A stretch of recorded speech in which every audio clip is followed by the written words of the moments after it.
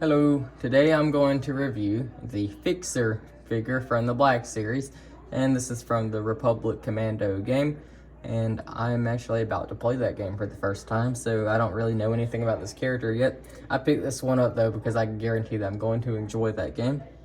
But anyway, first we'll start off with the articulation on this figure. Starting out at the joints, you can see he has a joint in the head, like that. Joints in the shoulders and the shoulder pads, kind of shoulder, and joints in the elbows and joints in the wrists. Then there's also joints in the up around the top of his body. And is there joints in the hips on this one? Not really. There is joints in the thighs right here. I guess that's kind of the hips, but there's that. And there's joints in the knees, if I can get that to bend. These are kind of stiff. I'm not going to mess with them too much. I'm pretty sure you know the reason by now is because I try not to bend these too much where they won't hold their poses no more.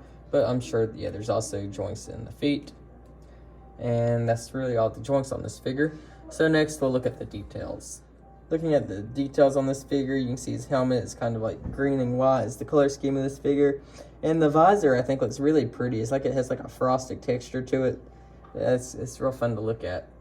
And you can see that he also has, hang on, there's something on the visor. There, got it. Like a little antenna on the side. Around the back, you can see he has like the green lining and stuff. He has a bunch of green and white on his little backpack thingy. Shoulder pads are like the green stripes going down them. This camera never wants to focus. There it goes. And you can see he has like dirt and stuff going down him. That's intentional, as he's meant to be more worn down than the other ones with little scuffs and all that. Lots of detail on this figure, I think, for just being a shiny looking clone. They sure put a lot of detail into him. And you can see that he has a lot more green stripes and stuff going down him, especially on this leg right here. And this other leg has that too, but not as much, like the scratching and stuff. So very detailed, as I said. Around the back, he looks like this. Has some green stripes there. And kind of like the texture inside under the armor is like this. It looks real cool. Has a cool texture to it. And that is a phone ringing. Because I'll have you believe today, as I have been videoing all this big batch of figures, there's been babies crying. There's been phones ringing. There's been the TV blasting. So I'm just trying to get all these videos made. But it seems every time I press the record button, all the noises start playing, but it'd be quiet any other time.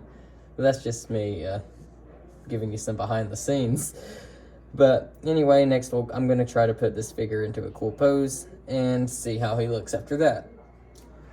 Okay, I just got him into a cool pose where he's holding up his blaster like that. I think that looks cool. And I just realized that the last part in the clip before was kind of cringe, but I'm going to leave it in just because. But anyway, I think this is a good figure, and this one looks really cool and has a lot of detail and some good posability, and definitely looks good with the other clones. So anyway, thank you for watching, and goodbye.